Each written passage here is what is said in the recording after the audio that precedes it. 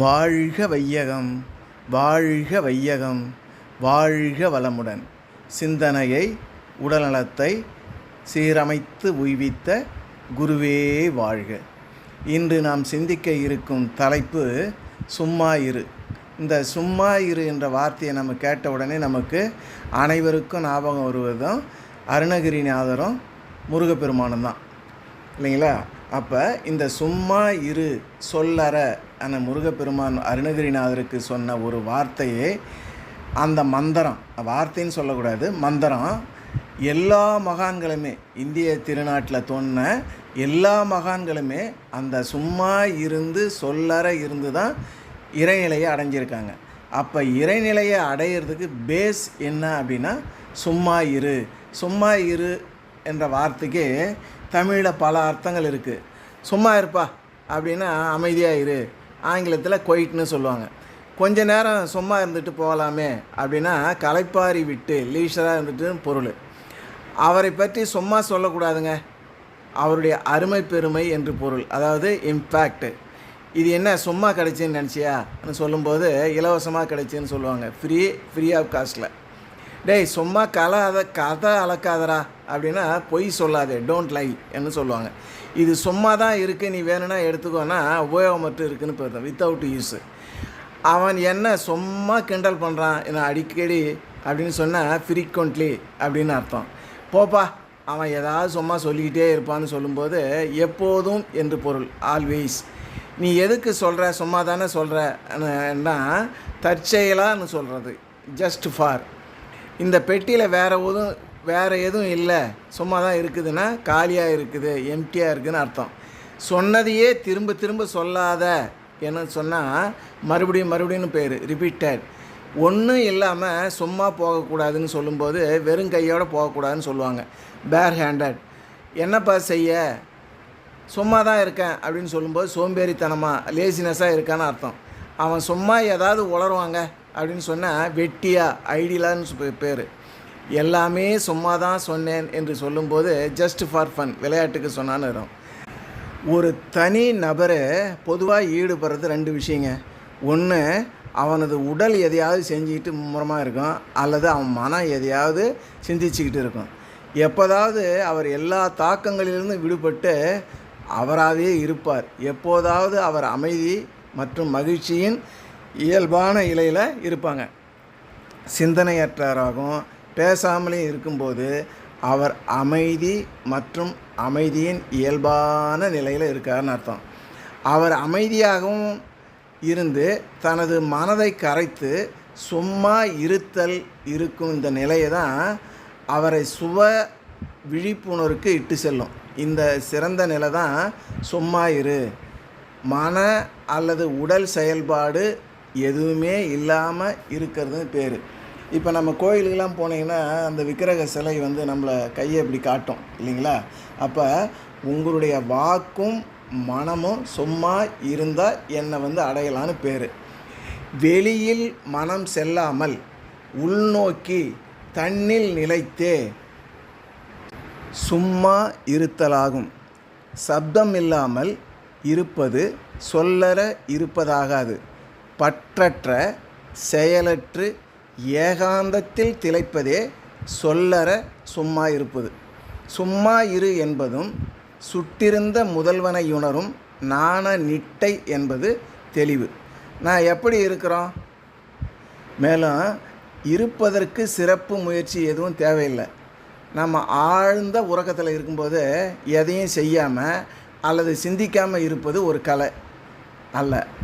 எதையும் செய்யாமல் அல்லது சிந்திக்காமல் அமைதியாகவும் இருப்பதே கலை என்பது தெளிவான உணர்வை தக்க வைத்து கொள்வது. இது எப்பொழுதும் சுய உணர்வுடன் இருக்கும் நிலை. எந்த சிந்தனையானாலும் தடுக்கப்படவில்லை. உறக்கத்தின் போது ஒருவரால் அந்த உயர்வான மகிழ்ச்சியை சிரமமின்றி அடைய முடிந்தால் அவர் விழிப்பு நிலையிலும் அந்த நிலையை அடைய முடியும். மேலும் சும்மா இருப்பதன் மூலம் அது என்னங்க சும்மா இரு அப்படின்னா எந்த வேலையும் செய்யாமல் சும்மா இருக்கிறதா? அப்படி இல்லை. எல்லா அலைபாயும் மனதின் சுமைகளை இறக்கிவிட்டு மனம் ஒடுங்கிய நிலையில் இருப்பது. அலைபாயும் மனம் ஒரு நிலையில் நிற்க முக்கிய காரணி மௌனம். மௌனம் சிறந்த தியானம். ஆனால் சொல்லற சும்மா இரு என்றார் இந்த முருகப்பெருமான். அனுபவ வேலைகள் அனைத்தையும் செய்து அலுத்து வெறுத்து அதனால் மனம் ஒடுங்கி சிந்தனையற்ற நிலைக்கு செல்வது. அதாவது மனம் ஒரு நிலைப்பட்ட நிலை. இதை காசு கொடுத்து கற்றுக்கொள்ளும் வகுப்புகளில் கிடைக்காதுங்க. பிறப்பால் முன்ஜென்ம பாவ புண்ணியத்தால் நிகழ்வது. கோடியில் ஒருவருக்கு கிடைப்பதும் அரிது. இப்போதே முடிந்தவரை தான தர்மம் போன்ற அற செயல்களை செய்து இல்லை செய்கிறவங்களோட இணைஞ்சிக்கலாம். சும்மா இரு சொல்லற என்றாலுமே அம்மா பொருள் ஒன்றும் அறிந்திலேனே, சும்மா இருக்க வைத்தான் சூத்திரத்தை நான் அறியேன், அம்மா பொருளிதனை அடைய விழுங்கின் நடி. அருணகிரிநாதர் அவர் கோபுர உச்சியிலேருந்து விழுந்து இருக்கும்போது முருகப்பெருமான் சும்மா இரு சொல்லறன்ட்டார். ஆனால் அவரும் சும்மா இருந்து அதுக்கு என்ன விளக்கம் தெரியலன்னு அவர் பாடின பாடலில் இதுவும் ஒன்று. இதே அப்பர் என்ன சொல்கிறாருன்னா, என் தாயார், என் தந்தை, என் சுற்றத்தார், எம் மாடும் சும்மாடான், ஏவல் அல்லார், செத்தால் உதவுவார் ஒருவர் இல்லை, சிறுவிறகால் தீமூட்டி செல்ல நினைப்பார்.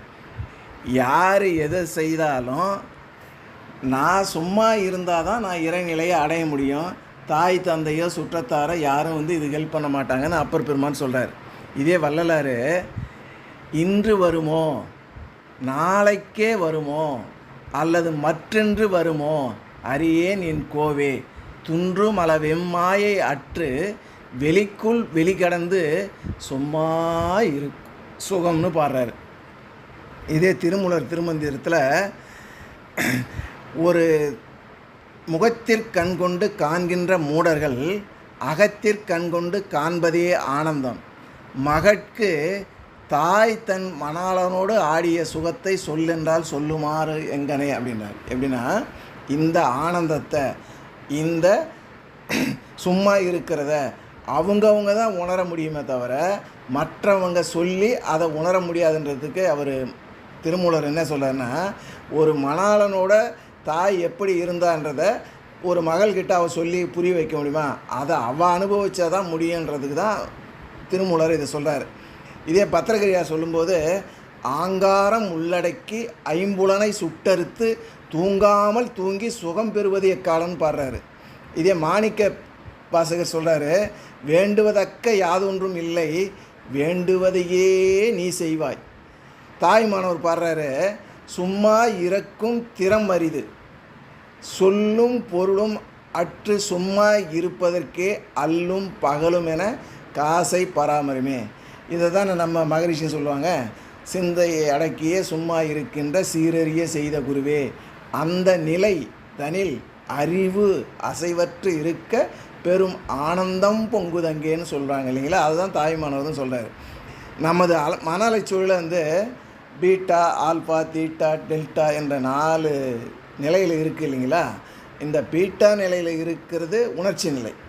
அதில் தான் உங்கள் பதிவுகள்லாம் பதியும்.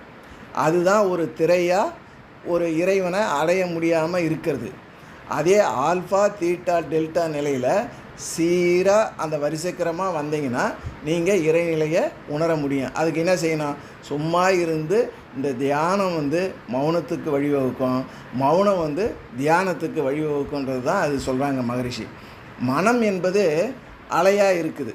அது எப்போதாவது நிலையாக மாறுகிற போது அது இறைநிலையின் தன்மையோடு ஒளிர்விட்டு மிளிரும். அலை நிலையாக மாறுவதற்கு சும்மா இருக்கணும். தன்னிலை அறியறதுக்கு சும்மா இருக்கணும். கடனுடைய கரை பகுதியில் பார்த்தீங்கன்னா ஆழம் குறைவாக இருக்கும், அலைகள் அதிகமாக இருக்கும். அதே நடுக்கடலில் போனீங்கன்னா ஆழம் அதிகமாக இருக்கும், அலையே இருக்காது, அமைதியாக இருக்கும். மனதில் எண்ணங்களும் ஆசைகளும் இருக்கிற போது மன அலைபாயம்.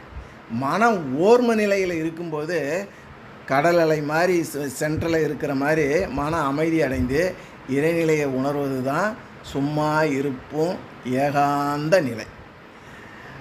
என்று எப்படி இருப்பது? என்ற வார்த்தையில் என்ற ஓசையை உள்ளொலியாக நீங்கள் கேட்டுக்கொண்டிருந்தால் உம்முன்னு இருக்கலாம். சும் என்ற அடிச்சொல்லின் உருவானது தான் சும்மா என்ற சொல்.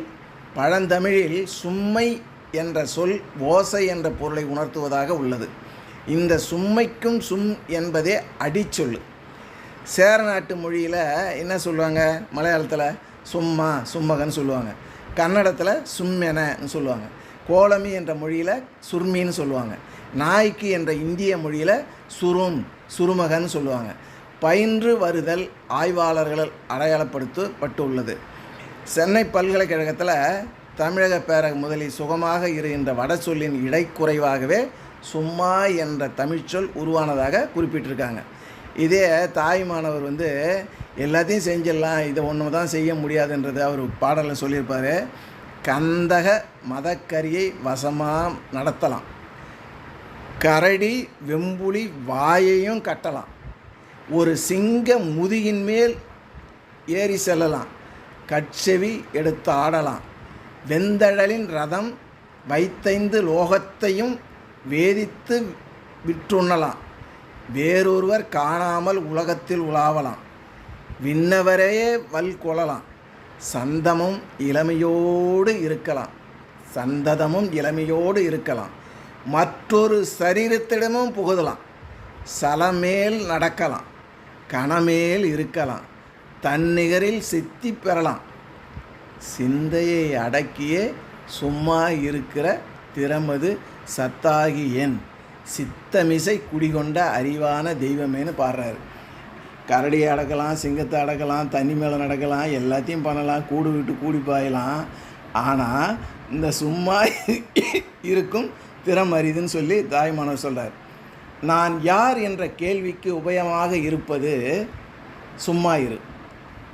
இதே ஆதிசங்கரர் சொல்கிறாரு, உபகாரமோ அபகாரமோ, நல்லதோ பொல்லாததோ, எப்படி எப்படி நடக்கின்றதோ அப்படியே நடக்கட்டும், நாம் சும்மா இருந்தால் போதும், அதுவே நாம் மற்றவர்களுக்கு செய்யும் மிகப்பெரிய உபகாரம்னு சொல்லிட்டு ஆதிசங்கரர் சொல்கிறார்.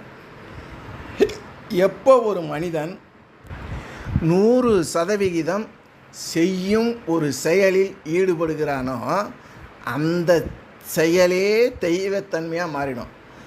அது என்ன சொல்கிறாங்கன்னா, அந்த கான்சியஸ் மைண்ட் நடு மனம்னு சொல்கிறாங்க இல்லைங்களா, அடிமனம் இரண்டும் ஒன்றாக இணையும் போது பேச்சிற்கும் மனதிற்கும் அங்கே வேலையே இல்லை, இறையாற்றலையே அந்த வேலையை செய்யும்.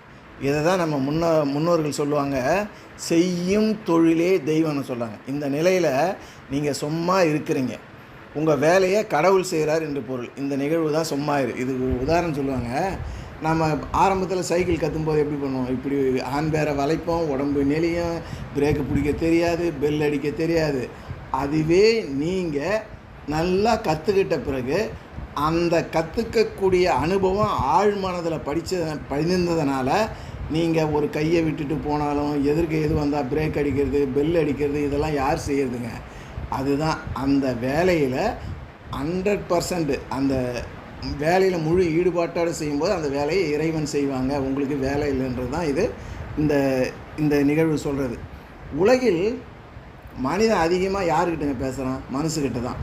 குறைவாக பேசுங்கள், அடுத்தவர்கள் நீங்கள் அறிவோடு இருப்பதாக நினச்சிக்குவாங்க. பேசி உங்கள் முட்டாள்தனத்தை வெளிப்படுத்திடாதீங்க. மூடிய கைகளில் தான் என்ன இருக்கிறது என்ற ஆர்வம் ஏற்படும். திறந்திருக்கின்ற கைகளில் யாருக்கும் ஆர்வம் ஏற்படுவதற்கு வாய்ப்பே கிடையாது. மௌனம் என்பது சத்தங்களை உதிர்ப்பது அல்ல, நம் சுயத்தை உதிர்ப்பது. காம்னஸ், குவைட்னஸ், சைலன்ஸ்னு சொல்லுவாங்க. நமக்குள்ளும் பேசாமல் எந்த செயலும் செய்யாமல் இருப்பது தான் இந்த காம்னஸ்ன்னு சொன்னாலும், குவைட்னஸ்னாலும், சைலன்ஸ்னாலும். அமைதி வேறு, நிசப்தம் வேறு. அதிகமாக பேசுகிறவன் அறிவை இழப்பான்.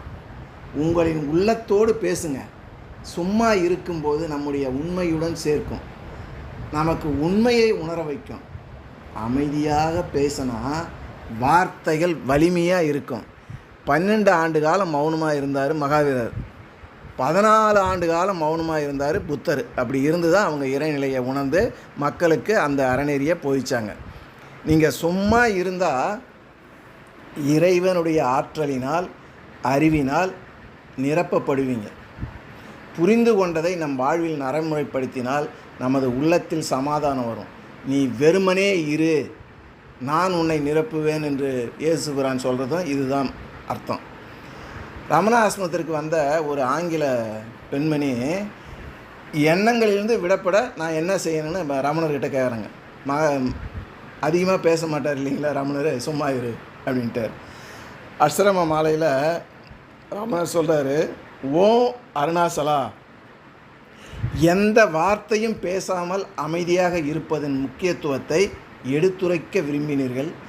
எந்த வார்த்தையும் பேசாமல் அமைதியாக இருந்த செய்தியை சொல்லவா?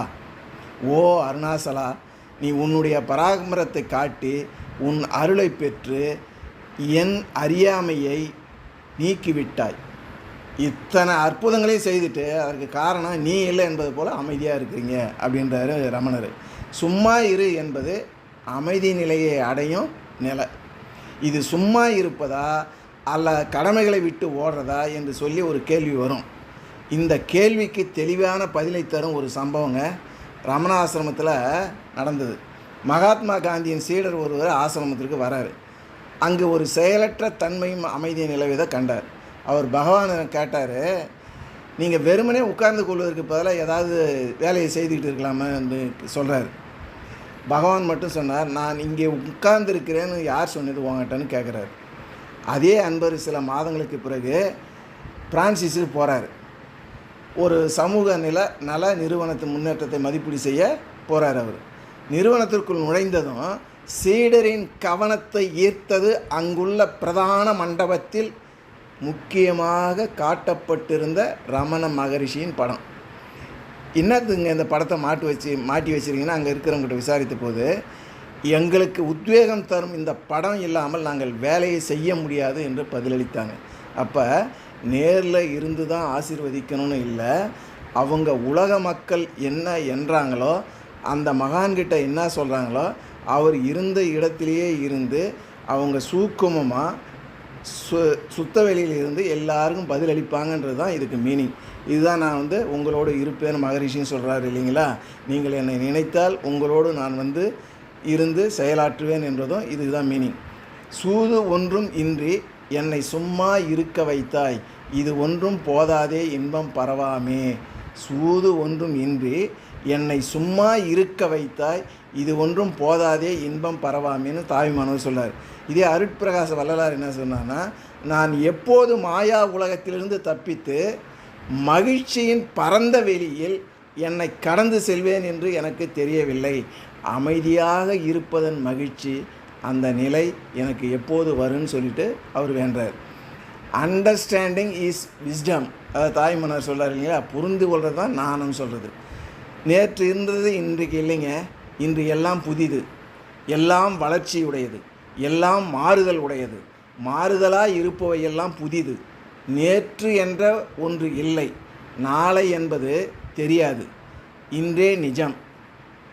காலம் ஒரு அற்புதமான ஆற்றல், அது எல்லாவற்றையும் விழுங்கி புதிதாக உருவாக்குது. நேற்று நடந்தவை இன்று நினைவுகளாக மட்டுமே எஞ்சி இருக்கும். இன்று நாம் செய்யும் செயல்கள் தான் நாளையே தீர்மானிக்கும். இந்த கணமே உண்மை. நேற்றை பற்றி வருத்தப்படவோ நாளையை பற்றி கவலைப்படவோ வேணாம். இங்கு என்ன செய்யவே? சும்மா இரு. ஆம், சும்மா இருங்கள், அமைதியாக இருங்கள். உங்கள் மனதையும் உடலையும் ஓய்வெடுக்க விடுங்கள். இந்த கணத்தை உணருங்கள். சுவாசத்தின் ஒவ்வொரு ஓட்டத்தையும் உணருங்கள். உங்கள் இருப்பை உணருங்கள். உங்களை சுற்றியுள்ள உலகத்தை உணருங்கள். இந்த கணத்தில் மட்டுமே வாழ கற்றுக்கொள்ளுங்கள். நேற்றைய தவறுகளிலிருந்து கற்றுக்கொள்ளுங்கள்.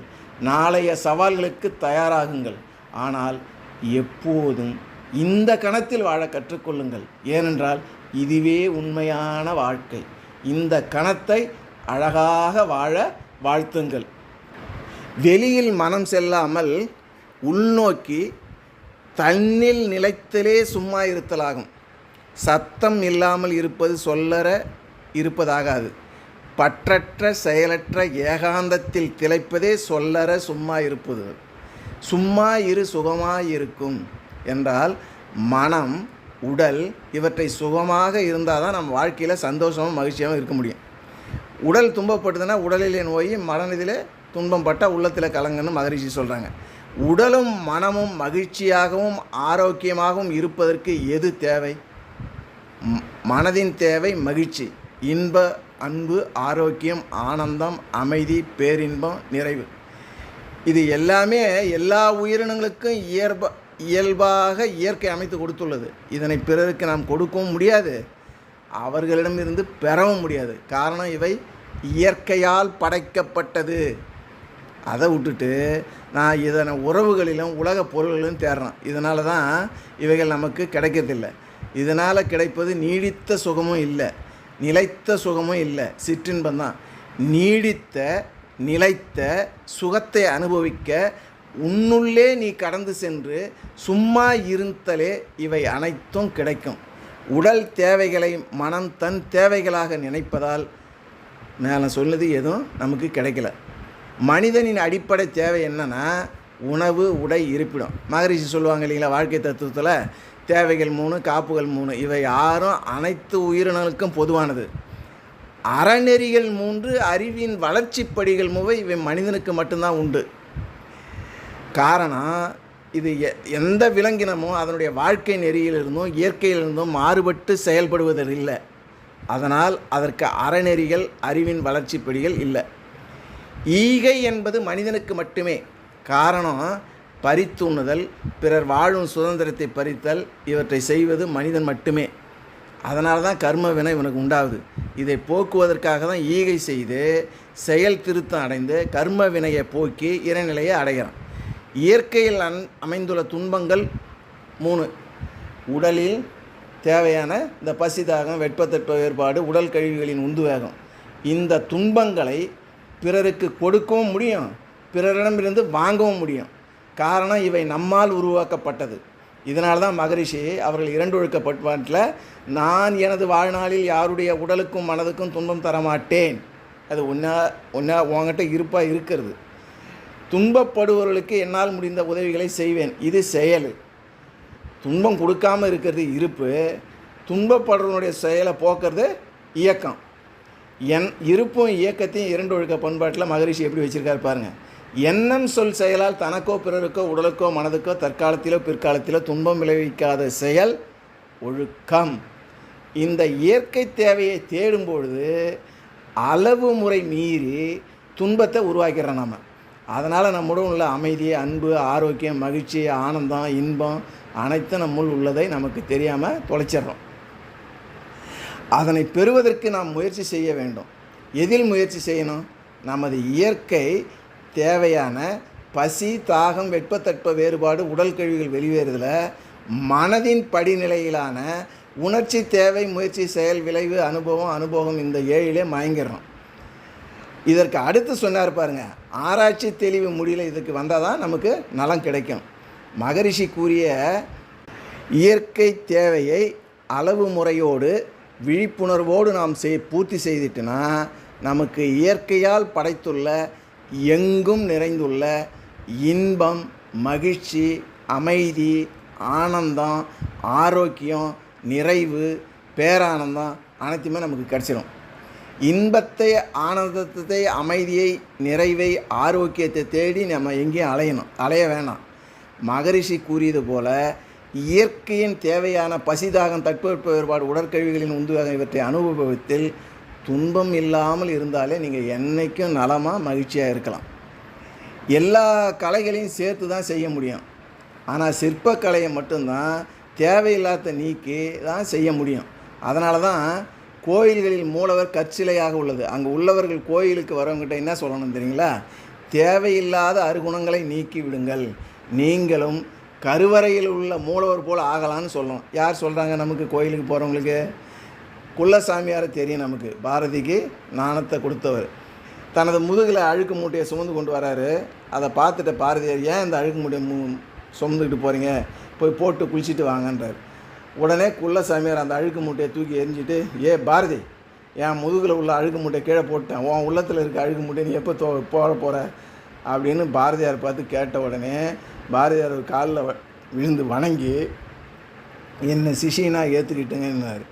நீங்கள் தான் இன்றைய முதல் என்னுடைய குரு என்று அவரை குருவாக ஏற்றுக்கொள்ள. அதன் பிறகு தான் அவர் ஞானரதம் என்ற புத்தகத்தை சும்மா இருன்னா உலகில் துன்பங்களுக்கும் மறுபிறவிக்கும் காரணம் நமது எண்ணம் சொல் செயலாகும்.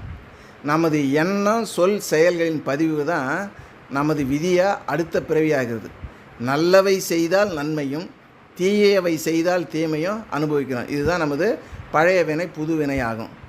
இந்த வினைகளை போக்குறதுக்கு 3 படி இருக்குது. முதல் படி என்னென்னா பக்தி மார்க்கத்தில் சொல்லுவாங்க இல்லைங்களா, மந்திரங்களால் நம்ம எண்ணத்தை ஆண்டவனோட இணைத்து நமது மனித சக்தியை தெய்வ சக்தியாக ஆக்கிறது.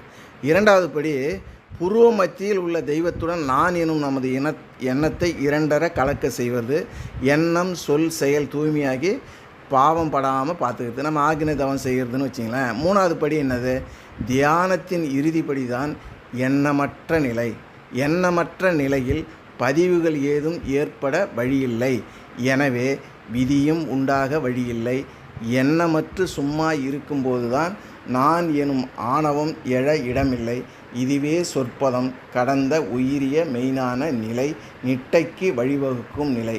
நம்ம துரியத்தில் இருக்கும் பொழுது எப்பொழுதுமே 14க்கு மேலே இருக்கும்போது தான் பதிவுகள் வரும்.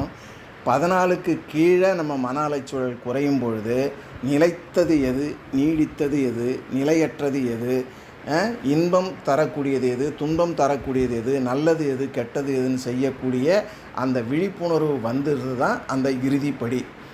உடல் தேவைகள் எது, மன தேவைகள் எது என்று உணர்ந்து மனம் உடலை விட்டு பிரிந்து வந்தாலே உலகில் உள்ள அனைவருக்கும் தொலைத்த இன்பம், மகிழ்ச்சி, அமைதி, அன்பு, ஆனந்தம், ஆரோக்கிய, நிறைவு எல்லாமே கிடைக்கும். துன்பம் நீங்கிய இடத்தில் தான் இன்பம் ஆரம்பிக்கும். அமைதி ஆரம்பித்த இடத்தில் பேரின்பம் ஆரம்பிக்கும். இதை தான் மகரிஷி பாடுவாங்க இல்லைங்களா, அவன் நீ ஒன்றாய் அறிந்த இடம் அறிவு முழுமை அது முக்தி. இன்னொரு பாடலில் சொல்லுவார் இல்லைங்களா, அந்த நிலைதனில் அறிவு அசைவற்று இருக்க ஆனந்தம் பொங்குதுங்க. ஆனந்தத்தை அனுபவத்துக்கு இயற்கையில் ஏற்படுத்தி கொடுத்துள்ள ஒரு காலம் போர் அடிக்குது. நம்ம இயல்பாக சொல்லுவோம் இல்லைங்களா, போர் அடிக்குதுங்கன்னு. அந்த நேரத்தில் நமது மன அலைச்சூழல் 0 நிலையில் இருக்கும். ஆனால் நாம் அந்த நேரத்தில் தியானம் மௌனம் இருக்கலாம். அப்போ நாம் அதை விட்டுட்டு நம்ம என்ன பண்ணுறோம், போர் அடிக்குன்னு சொல்லிவிட்டு மற்ற வேலைகளில் மயங்கி செய்ய ஆரம்பிக்கிறோம். 0லேருந்து வேறு உணர்ச்சி நிலைக்கு போகிறோம். அந்த செயல் நமக்கு உணர்ச்சி நிலைக்கு அழைத்து செல்வதனால போர் அடிக்கும்பொழுது சும்மா இருங்கள், சுகமாக இருங்கள்.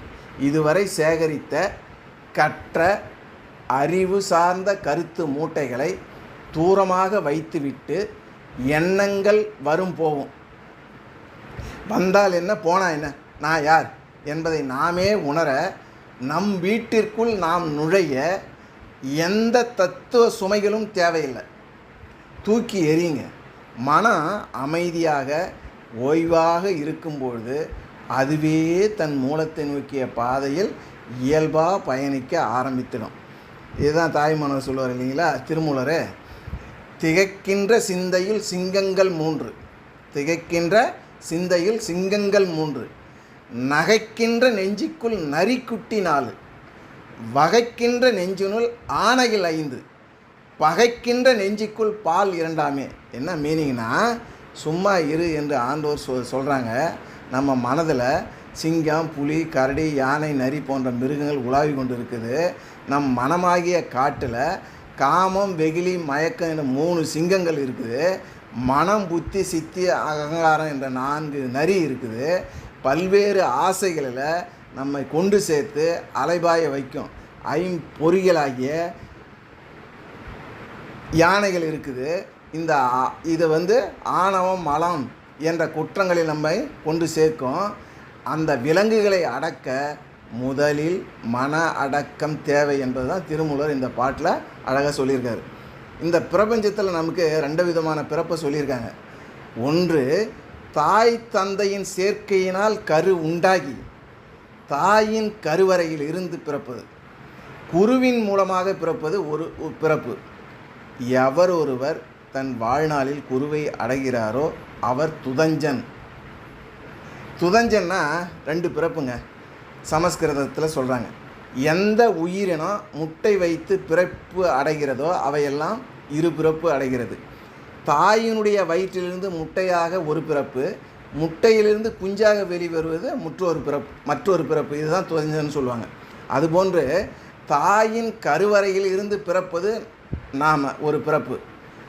பிறந்த பிறகு குருவின் மூலமாக கிடைக்கக்கூடிய பிறப்பு தான் நமக்கு உண்மையான பிறப்புன்னு வேதம் சொல்லுது. குரு தொடர்பு இல்லாதவர்களுக்கு என்ன பிறப்பு என்ற கேள்வி நம்ம அனைவர்கிட்ட வரும் இல்லைங்களா? புணர்வி ஜனனம் புணர்வி மரணம் என்பதற்கு இணங்க பிறந்தோம், இனப்பிறக்கம் செய்தோம், இறந்தோம், மறுபிறவியாக பிறந்தோம் என்ற நிலையில் தான் வாழ்க்கை அமையுது. குரு தொடர்பு கிடைக்காதவர்கள் வயதான கழுதைகள் எப்படி பொதி சுமப்பதற்கு மட்டும் பயன்படுகிறதோ அது மாதிரி பிறப்பு இறப்பு என்று சொல்லுகின்ற நமது பதிவுகளை சுமந்து கொண்டு திரும்ப திரும்ப பிறவி பெருங்கடலில் நீந்தி கொண்டு இருப்பாங்கன்னு சமஸ்கிருதத்தில் சொல்கிறாங்க.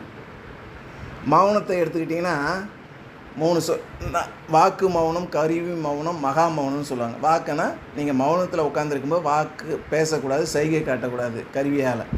மகா மௌனன்றது இறைநிலையோடு 2 கலக்கிறது. பேசுறதுக்கு பொருள் தேவையில்லை, பேசுவதற்கு பொருள் தேவையில்லை, பேசாமல் இருப்பதற்கு பொருள் தேவை. இறைநிலை என்ற வலுவான பொருள் இருந்தால் நாம் பேசாமல் இருக்கலாம். அருட்பேராற்றல் மௌனத்தில் பேசும். இயற்கையின் தத்துவங்களை உள்வாங்கி இருக்கும்போது நமக்கு இயல்பாக எளிமையாக அமைஞ்சிடும். உலகில் உள்ள மொழிகளிலே உயர்ந்த மொழி, உன்னதமான மொழி மௌனம் தாங்க. வாக்கும் மனமும் அடங்கி தியானம் குடிகொள்ள மௌனமே மந்திரம். உள் மௌனத்திற்கு வாய் மௌனமும், வாய் மௌனத்திற்கு உள் மௌனமும் ஒன்றுக்கொன்று பெருந்துணை. வாய் அடங்கினால் மனம் அடங்கும், மனம் அடங்கினால் வாய் அடங்கும். மனத்தின் ஒளி பரப்பியே வாய், வாயின் ஒளிப்பேழை மனம். மனதிற்குள் 1000 தொலைக்காட்சிகள் ஓடிக்கொண்டிருக்கும் போது வாய் மட்டும் பேசாதிருந்தால் அதற்கு பெயர் மௌன விரதமா? சித்தமும் வாக்கும் ஒன்றுபட்டு அமைதியில் உறைவதே ஆழ்நிலை தியானம். தியானத்தில் திளைக்கின்ற மனம் சத்தத்தினுள் பயணம் செய்து சத்தத்தினுள்ளே சதாசிவத்தை காணுகிறது.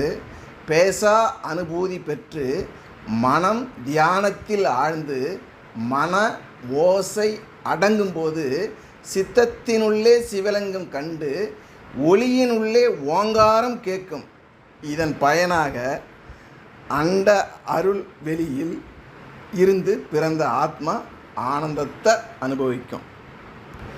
வேறு நினைவு ஏதுமின்றி ஓம் சிவாய நம என்பதையே துரியாதானத்தில் மேலொழுங்கியிருப்பதாக நினைப்பு இருப்பதிலே சும்மா இருக்கிறது. இதுதான் அவை சொல்கிறாங்க.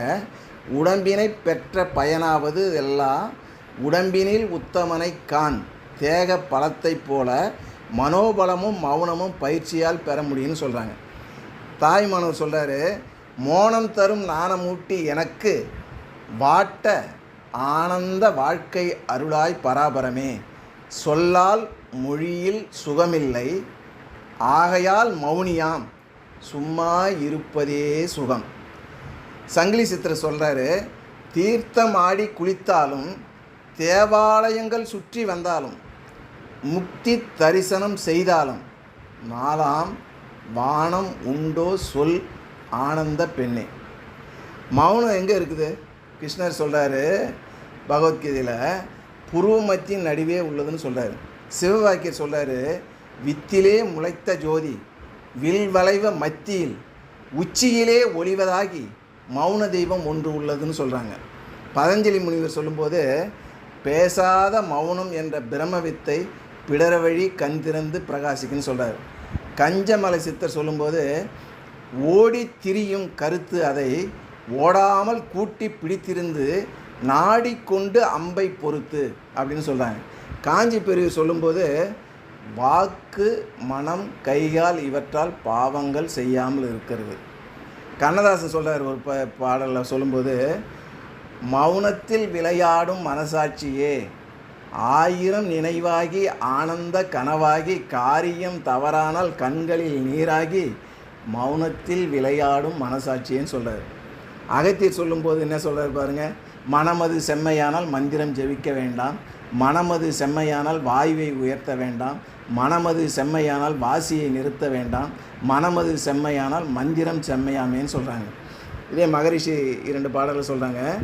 ஓங்கார நிலையிலே மௌனம் என்போம், உச்சரிப்பினிலே அதை சப்தம் என்போம், ஓமென்று சொல்பவனை பக்தன் என்போம், உட்பொருள் உணர்ந்தவனை ஞானி என்போம், மனம் வசிய மாணவனுக்கு ஜீவன் வசியமாகும், ஜீவன் வசியமானவனுக்கு ஜகம் வசியமாகும், ஜகம் வசியமானவனுக்கு பரவசியமாகும், பரமும் வசியமாகவும் நமது பரமும் வசியாகுமாம் அப்படின்னு சொல்கிறாங்க. மோன நிலையில் பெருமை யார் எவர்க்கு முன்படர்ந்து வாயாலே சொல்லக்கூடும், மோனமே அறிவினது அடித்தளமாம், மிக விரிவு எல்லை இல்லை காலம் இல்லை, மோனத்தில் அறிவு தோய்ந்து பிறந்தால் முன்வினையும் பின்வினையும் நீக்க கற்கும், மோனநிலை மறவாது கடமையாற்ற, மோனநிலை மறவாது கடமையாற்ற, மென்மை இன்பம் நிறைவு வெற்றி அமைதி உண்டுன்னு மகரிஷி சொல்கிறாங்க. இதே கருவூரார் சொல்லும்போது என்ன சொல்கிறாருன்னா, மௌன உபதேசம் மனிதனுக்கு எப்போது சொல்லப்பட்டது? கற்பத்திலே மௌன உபதேசம். நீயாகி நானாகி ஏகமாகி நிரஞ்சனாய் மௌனமுறும் நீயாகி தாயாகி சேயாகி ஏகமில்லா தன்மை வரும் இந்த மௌனங்களின்னு அவர் சொல்கிறார். திருமூலர் சொல்லும்போது, என்னை அறிந்த பின் ஏதும் அறிந்திலேன், என்றும் தன்னை அறிய தனக்கொரு கேடில்லைன்னு சொல்கிறார். இதே வாரியார் சுவாமிகள் சொன்னது பரிபூரண மோன நிலைன்னு சொல்கிறாங்க. பார்க்கும் இடம் எங்கும் ஒரு நீக்கமர நிறைகின்ற பரிபூரண ஆனந்தமேன்னு தாயுமானவர் சொல்கிறார். வாக்கிறந்து நின்ற மௌனமது கிட்டாதோ, வாக்கிறந்து நின்ற மௌனமது கிட்டாதோ, தாக்கிறந்து நிற்கும் அந்த தற்சுத்தி கிட்டாதோன்னு பட்டினத்தார் சொல்கிறார். இந்த வாக்கும் மனமும் அற்றாதான் நீ இறைநிலை அடைய முடியுன்றது தான் பட்டினத்தார் சொல்கிறார். இதே மகரிஷி சொல்கிறாங்க இன்னொரு பாடலில், மோனத்தில் அறிவு தோய்ந்து பிறந்தால் முன்வினையும் பின்வினையும் நீக்க கற்கும், மௌன நிலை மறவாது கடமையாற்ற, மென்மை இன்பம் நிறைவு வெற்றி அமைதி உண்டாகுன்னு சொல்கிறாங்க. வள்ளலார் சொல்கிறாரு, என்று வருமோ சும்மா இருக்கும் சுகம்னு சொல்கிறாரு. எண்ணிலே இருந்திருந்து அப்படின்னு சொல்லி சிவவாக்கியமும் சொல்கிறாரு. இங்கு சும்மா இரு சொல்லற என்ற மாமந்திரத்தின் தத்துவத்தை திருமூலர் செயலற்று இருக்க சிவானந்தம் ஆகும், செயலற்று இருப்போர் சிவயோகம் தேடார், செயலற்று இருப்பார் செயத்தோடும் கூடார், செயலற்று இருப்பார்க்கே செய்தியுண்டாம். நீ மனமும் வாக்கும் அடங்கி எந்த செயலும் இல்லாமல் நடுமனமும் ஆழ்மனமும் ஒன்றாச்சுன்னா நீ இறைநிலையோடு இருப்பன்றது தான் திருமூலர் சொல்கிறது. கரை கடந்த இன்பத்தில் மனிதன் மௌனிக்கிறான், துன்பத்தின் உச்சியில் மௌனமே பேசுகிறது. மௌனம் இறைவன் மொழி, அது தட்சிணாமூர்த்தி தத்துவம். இதான் தாய்மானவர் இன்னொரு பாடலில் சொல்கிறாரு, பிள்ளைமதி செஞ்சடையான் பேசா பெருமையினான்னு சொல்கிறாங்க. நீதி நடஞ்சை ஏரின்ப நிதி அதை ஓதி முடியாது என்று வள்ளலார் பாடுறாரு. அருணகிரிநாதர் சும்மா இரு சொல்லற என்றதுமே அம்மா பொருள் என அறிந்திலமேன்னு அவர் அந்த 12 ஆண்டு காலம் மௌனத்தில் இருந்தப்போ பாடின பாட்டு இது. கல் ஆளின் கடையமர்ந்து மௌனித்த உட்மொழியால் சின்முத்திரை தத்துவத்தை போதித்த தட்சிணாமூர்த்தியே, வாக்கு இறந்த பூரணம் சொல்லாமல் சொன்னவன் என்று திருவிளையாடற் புராணத்தில் சொல்கிறாங்க. மோனம் என்பது ஞான வரவு அவை சொல்கிறாங்க. மௌன நிலை உயர்கின்ற போது ஜீவாத்மா பரமாத்மாவோடு இணைந்து மோன நிலை அடையுதுன்னு அவை பிராட்டி சொல்கிறாங்க. பேச்சை குறைத்து குண்டலினி சக்தியை கவனிப்பது மௌனம்னு சொல்லி எந்த தேடலும் இன்றி இருக்கணும்னு சொல்லி மகரிஷி சொல்கிறாங்க. மனதாலும் வாயாலும் செயலாலும் மௌனமாக இருக்கணும், மனதாலும் வாயாலும் செயலாலும் மௌனமாக இருக்கணும். அப்போது மன அலைச்சூழல் குறைய குறைய பிரபஞ்ச ஒலிகள் நமக்கு கேட்கும். பரிகாரி பச்சேந்தின்னு சொல்கிறாங்க இல்லைங்களா, அந்த ஒலி நமக்கு கேட்கும். அந்த ஒலிகளை கேட்டவர்கள் தான் இறைவன் என்னோடு பேசினான் அசரின்னு சொல்கிறாங்க. தூயது விளங்கும் தீயது விலகும் பிற உயிரை தன்னுயிர் போல் நேசிக்க தோன்றும் உங்கள் ஆன்மா போதி மரமாக மாறும். அந்த ஒலியை கேட்டீங்கன்னா புறக்கதவு மூடப்படும், அகக்கதவு திறக்கப்படும், அருங்குணம் நிறைகுணமாக மாறும். உங்கள் வார்த்தைகளே ஆழமானதாகவும் அர்த்தமுள்ளமானதாகவும் இருக்கும். நீங்கள் பேசாமல் இருக்கும்போது உங்கள் கண்களால் எதிரில் உள்ளவர்களுக்கு பதில் சென்று கொண்டிருக்கும். ரோடு ஓரத்தில் பார்த்தீங்கன்னா அழுக்கு துணியோடு உட்காந்துருப்பாங்க, எல்லா பிச்சைக்காரன் ஆனந்தமாக சிரிச்சுக்கின்னு இருப்பாங்க. அவங்க மற்ற உணவை கொடுக்குறவங்க வாங்க மாட்டாங்க. அப்படி அவங்க வாங்குகிறார்கள் என்றால் உங்கள் உயிர், உங்கள் ஆன்மா தூய்மையாக இருக்கிறத என்று பொருள். மௌனமாக இருந்து பழக பழக நமக்கு இருக்கின்ற பிரச்சனைகள் என்னென்ன, அதற்கான தீர்வு என்ன என்பதை உணர்வாக உணர்த்தும். மனதை நிகழ்காலத்தில் நிலைக்க செய்வதே மௌனம். ஒளியை விட வேகமாக செல்லக்கூடியது இந்த மனம். ஓடுகிறவர்களுக்குத்தான் ஓய்வு தேவைப்படும், அதுபோல் ஓடுகின்ற மனதிற்கு ஓய்வு தேவைப்படுகிறது. அதுதான் மௌனம். சுக்கு மிளகா வாங்கிறத போல் சும்மா இருக்கிறத வாங்க முடியாது அப்படின்னு பாரதி சொல்கிறார்.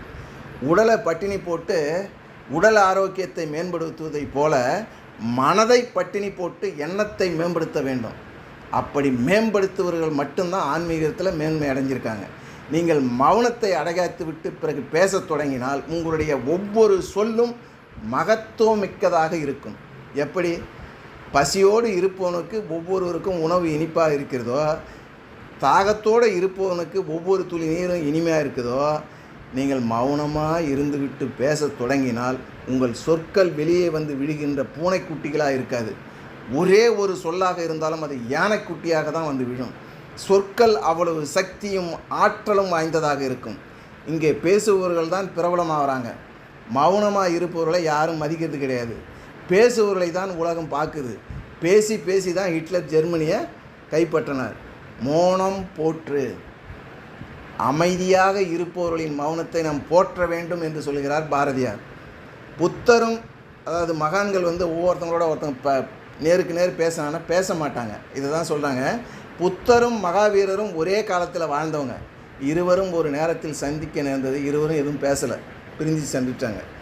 கபீரும் பரிதரும் சந்தித்தாங்க. 2 பேரும் கண்ணுக்கு கண்ணு பார்த்துக்கிறாங்க. இருவரிடம் எந்த விவாதம் நிகழ்வுகளை பிரிஞ்சு சென்றார்கள். சிவயோகியும், இலங்கையில் உள்ள சிவயோகி சுவாமியும் ரமணரும் சந்தித்து பேசாங்க, எதுவுமே பேசலை. ஆல்பர்ட் டன்னிஸின் தாமஸ் கார்லஸ் 2 பேரும் சந்தித்தாங்க, பேசலை. சொற்களை தாண்டி புரிதல் இருக்கும் பொழுது பேசுவதற்கு என்ன இருக்குது? நாம் எப்போது சமாதானமாக இல்லையோ, மகிழ்ச்சியாக இல்லையோ, அப்போது தான் பேசத் தொடங்குகிறோம். மௌனம் இதயத்தின் மொழி, கலீல் ஜிப்ரான் சொல்கிறார். எப்போதாவது பேசுகிறவனை எல்லாரும் மதிப்பார்கள். ஷேக்ஸ்பியர் சொல்கிறார், உங்கள் வாழ்க்கை நேரத்தின் நுனியில், இலைகளின் நுனியில் நடனம் ஆடுகின்ற பனித்துளி போல இருக்கட்டும்னு தாகூர் சொல்கிறார். நம்முடைய மௌனம் ஒழுகுகிற பானையை போல் இருக்க வேண்டுமா, நிரம்பி வழிகின்ற பானையை போல் இருக்க வேண்டுமா? நீங்கள் மௌனத்தால் நிரம்பி வழிந்தால் உங்களை சுற்றி தூய அதிர்வலைகள் உருவாகிடும். அது மற்றவர்களை அமைதிப்படுத்தும். ஒட்டுமொத்த சூழலும் தெய்வமாகிவிடும். மௌனம் என்பது தன்னை காலி செய்து கொள்வதாகும். ஒரு மூங்கில் தன்னை காலி செய்து கொண்டால்தான் புல்லாங்குழலாகுது. மௌனம் என்பது ஒன்றும் இல்லாதது அல்ல, அனைத்தையும் தனக்குள்ளே அடக்கியது. ஒவ்வொரு வார்த்தைக்கும் ஒவ்வொரு சொல்லுக்கும் இடைவெளி இருப்பது போல மௌனம் இருக்கும். மௌனத்தில் இருப்பவங்க பஞ்ச பூதங்களையும் தன் கண்ட்ரோலில் வச்சுக்குவாங்க. இதே மகரிஷி ஒரு ஃபங்க்ஷன் நடக்கும்போது மழையை நிறுத்தினார், ஊட்டிக்கு போயிட்டு மழை பெய்ய வைத்தார் அப்படின்லாம் நம்ம கேள்விப்பட்டிருப்போம். அதே போல் 1926 முதல் 1930 வரை அரவிந்தர் பாண்டியில் உள்ள ஆசிரமத்தில் யாரிடம் பேசாமல் மௌனமாக இருந்தார். அப்போது ஒரு நாள் புயல் காற்று வீசுது. அறையில் ஜன்னல் கதவு அனைத்தும் திறந்து மூடுகிற அளவிற்கு காற்று வீசுது. அரவிந்தர் மௌன காலத்தில் புத்தகம் எழுதுவாங்களாம். அந்த நேரத்தில் விளக்கு அணைந்து விட போகிறது என்பதற்காக அன்னை அவர்கள் அரவிந்தர் அறைக்கு மெதுவாக பார்க்குறாங்க, ஜன்னல் கதவுகளை மூடலான்னு. அப்போது அவர் கண்ட காட்சி, அந்த ஜன்னல் கதவுகள் எதுவுமே ஆடாமல் அசையாமலும் அந்த அறையில் உள்ள விளக்கு அணையாமலும் எழுந்துக்கிட்டு இருக்க புத்தகம் எழுதி கொண்டிருந்தாராம் அரவிந்தர். அரவிந்தரின் மௌன வலிமை பஞ்ச பூதங்களையும் ஆளுமை செய்யக்கூடியது என்பதுதான் இந்த நிகழ்ச்சி. இனி எனக்கு என்ன வேண்டும் என்று ஆராயுங்க. அமைதியாக இரு, இடையறாது உற்று பார்த்து கொண்டிரு. உன்னை உற்று பார்த்து கொண்டிருக்கும்போது கடவுள் தேடலும் ஒன்றே. ஒன்றே என்பதற்கு அர்த்தம் உனக்குள் இருப்பதே எல்லாவற்றுக்குள்ளும் இருக்கிறது, எல்லாவற்றிலும் இருப்பதே உனக்குள் இருக்கிறது. உன்னை நீ தரிசிப்பது எளிதல்ல. கல்லை புரிந்து கொள்வதை விட, மண்ணோடு பேசுவதை விட, மரத்தோடு பேசுவதை விட உன்னோடு பேசுவது எளிது. நீதானே உனக்கு நெருக்கமாக இருக்க, நீதானே உனக்கு ஃப்ரெண்டாக இருக்க, நீதானே உனக்கு முக்கியமாக இருக்க. ஆகவே உன்னை கவனி. யாழ்ப்பாண யோக சுவாமிகள் சொல்லுவாங்க, எப்போதோ முடிந்த காரியம் ஒரு பொல்லாப்பும் இல்லை அப்படின்னா, இங்கே நடப்பவை அனைத்தனையும் எழுதப்பட்டவை. எப்போதோ முடிந்த காரியம், அப்படி இருக்க யாரோடும் சண்டை, எதற்கு பிணக்கு, ஒரு பொல்லாப்பும் இல்லை. இங்கே நடப்பவை அனைத்தும் எழுதப்பட்டவை. எப்போதோ முடிந்த காரியம், அப்படி இருக்க யாரோடு சண்டை, எதற்கு பிணக்கு, ஒரு பொல்லாப்பும் இல்லை. ஒருவரோடும் எது குறித்தும் எப்போதும் ஒரு பொல்லாப்பும் இல்லை, ஒரு சண்டையும் இல்லை. நான் உள்ளுக்குள்ளே மிகப்பெரிய விடுதலையை அடைந்தேன். வள்ளலார் பாடுவார் இல்லைங்களா, சும்மா இரு சுகமாய் இருக்கும் சூட்சமம் கேட்டேன், சிவமாய் இரு என்று சிபார்சு கிடைத்தது, சிவமாய் இருப்பது சின்ன விடயமா என்றேன். சிவமாய் இருப்பது சின்ன விடயம்தான், சும்மா இரு சுத்தமாய் புரியும் என்றான்.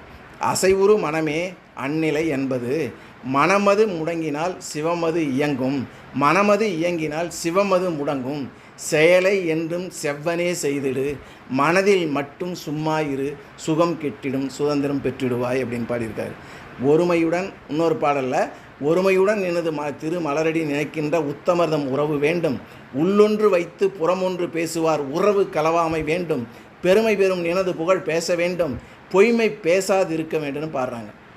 ஒரு குரு ஒரு 3 மாணவர்கிட்ட கொடுத்து இதை எப்படி சாப்பிட்லாம் சுவையாக இருக்குன்னு கேட்குறாரு. அதற்கு ஒரு மாணவன் சொல்கிறான், இதில் நெய் தடவி சாப்பிட்டா சுவையாக இருக்குன்னு சொல்கிறான்.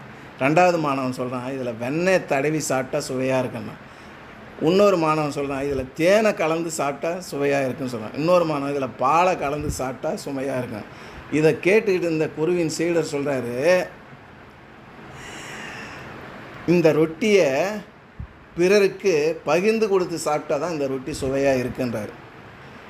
இப்போ இறைவனை எந்தெந்த விதத்தில் நம்ம இருக்கிறோம் அப்படின்னு சொல்லிட்டு இறைவனை கும்பிடுறவங்க எந்தெந்த நிலையில் இருக்காங்க அப்படின்னு சொல்லிட்டு அப்பர் ஒரு கவியில் சொல்கிறாரு, விறகில் தீயினன் பாலில் படுநெய் போல், விறகில் தீயினன் பாலில் படுநெய் போல், மறைய நின்றுள்ள மாமின சோதியான், உறவுக்கோல் நட்டு உணர்வு கயிற்றினால் முருக வங்கி கடைய முன் நிற்குமே.